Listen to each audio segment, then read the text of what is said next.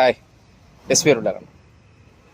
അന്യായമായി മറ്റുള്ളവരെ ചൂഷണം ചെയ്തോ ദ്രോഹിച്ചോ ഉണ്ടാക്കുന്നതെല്ലാം കടലെടുത്ത് പോകുമെന്ന് പറഞ്ഞു കേട്ടിട്ടുണ്ട്. അതൊരു യാഥാർത്ഥ്യമാണ്. കഴിഞ്ഞ ദിവസം മഹാരാഷ്ട്രയിൽ നിന്ന് പുറത്തു വന്നൊരു ദൃശ്യമുണ്ട്.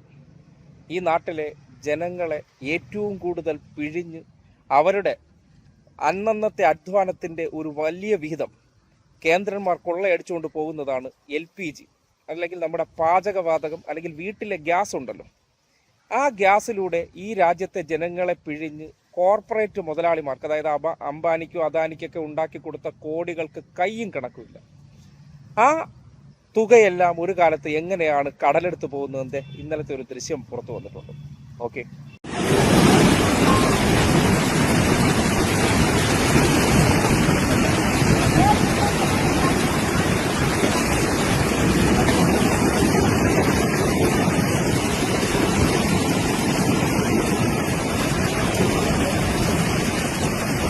पूरा सिलेंडर कंपनी का बह गया।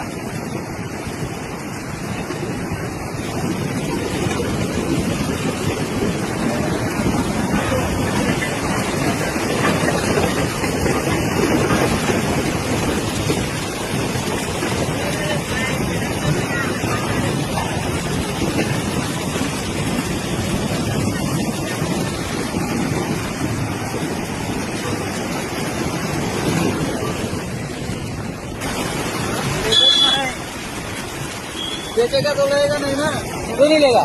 अरे उठा के लेके जाने का सीधा उधर लेके जा रहे सब लोग। इधर क्या खड़ा होके कर रहा है? आप लोग आपका गाँव है ना, इधर उठा के लेके जाने का ना। कितना लोग तो लेके भाग रहा है उधर।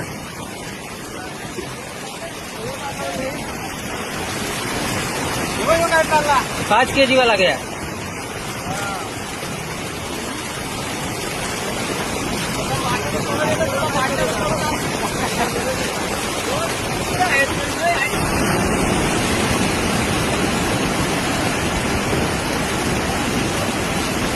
सब सिलेंडर है HPCL पाताल गंगा।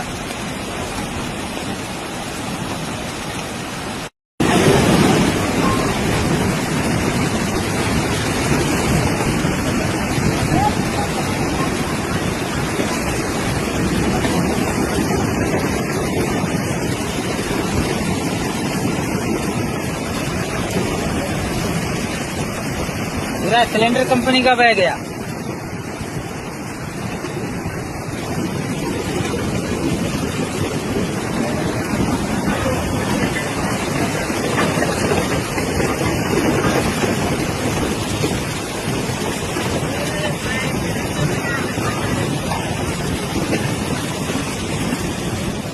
മഹാരാഷ്ട്രയിലെ ഗ്യാസ് ബോട്ട്ലിംഗ് പ്ലാന്റിൽ കനത്ത മഴയെ തുടർന്ന് വെള്ളം കയറിയപ്പോൾ ആ ഗ്യാസ് കുറ്റികൾ വെള്ളത്തിൽ ഇങ്ങനെ ഒഴുകി പരക്കുകയാണ്.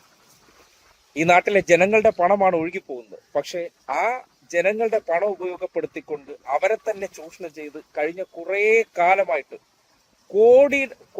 കോടാനുകോടി ശതകോടികൾ ഈ പറയുന്ന വലിയ മുതലാളിമാരൊക്കെ നേടിക്കഴിഞ്ഞു. അങ്ങനെ ഉണ്ടാക്കിയ അവരുടെ കാശുകൾ എങ്ങനെയാണ് ഒറ്റ ദിവസം കൊണ്ട് കയ്യിൽ നിന്ന് ചോർന്നു പോകുന്നു എന്നുള്ളതിന്റെ തെളിവാണ്. ആ പറയുന്ന പ്ലാന്റ് നശിക്കുന്നു, അതിനോടൊപ്പം അതിനകത്തെ ഗ്യാസ് കുറ്റികളെല്ലാം ജനങ്ങളുടെ കണ്ണിന്റെ മുന്നിലൂടെ ഇങ്ങനെ ഒഴുകി നടക്കുമ്പോൾ തുടക്കത്തിൽ പറഞ്ഞ വാചകം നിങ്ങൾക്ക് കണക്ട് ചെയ്യപ്പെടുന്നുണ്ട്.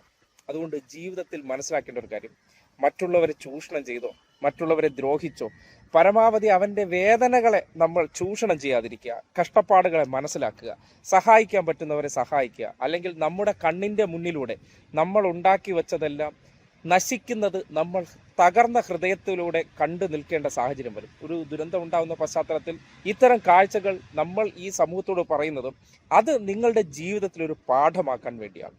അല്ലെങ്കിൽ ഇങ്ങനെ മഴ പെയ്യുന്ന സന്ദർഭത്തിൽ ഒരു ഗ്യാസ് പ്ലാന്റിനകത്ത് സൂക്ഷിച്ചിരിക്കുന്ന ഗ്യാസ് കുറ്റികൾ ഇങ്ങനെ ഒഴുകി നടക്കണമെന്നുണ്ടെങ്കിൽ എന്തുകൊണ്ടായിരിക്കും ആ തീവ്ര മഴ പെയ്തത് നശിപ്പിക്കുന്നത്?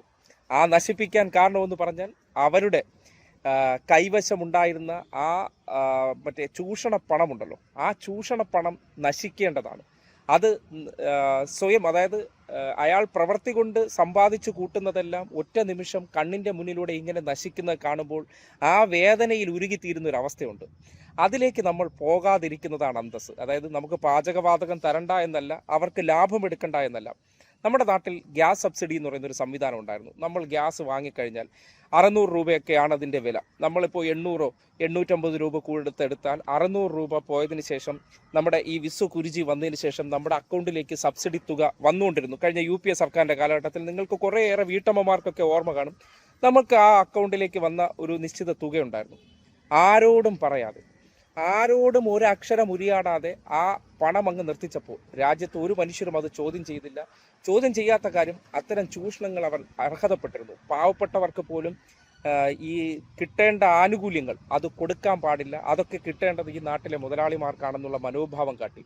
ആ മുതലാളിമാർ തിന്ന് വീർത്തു ആരെ? പാവപ്പെട്ട മനുഷ്യർക്കു മേൽ ഇത്തിള് പോലെ പറ്റിപ്പിടിച്ച് അവന് ഈ കുക്കിംഗ് ഗ്യാസ് വിതരണം ചെയ്ത് അവനെ ഊറ്റി ഊറ്റി വമ്പൻ ഭീമന്മാരായിരുന്നവരുടെ കണ്ണിൻ്റെ മുന്നിൽ ഇങ്ങനെയൊക്കെ ഒരു മഴക്കെടുതി കൊണ്ട് അവരുടെ സാമ്രാജ്യങ്ങൾ തകർന്നു വീഴുമ്പോൾ അത് ഈ പ്രകൃതി പറഞ്ഞില്ലേ, ഈ പൊട്ടനെ ചട്ടം ചതിച്ചാൽ ചട്ടനെ ദൈവം ചതിക്കും എന്നൊക്കെ പണ്ട് പറയുന്നത് പോലെ ഏറ്റവും ഒടുവിൽ പ്രകൃതി തന്നെ ചതിച്ച് അവർ ഉണ്ടാക്കിയ സാമ്രാജ്യത്തെ അവരുടെ കണ്ണിൻ്റെ മുന്നിൽ തന്നെ തകർത്തു കൊടുക്കുന്ന കാഴ്ചയാണ് കണ്ടത്.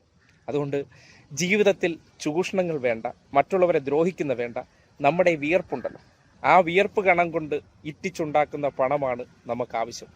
അത് മാത്രമേ നിലനിൽക്കുള്ളൂ എന്ന് നമ്മൾ ഓരോരുത്തരും മനസ്സിലാക്കണം. ഓക്കെ.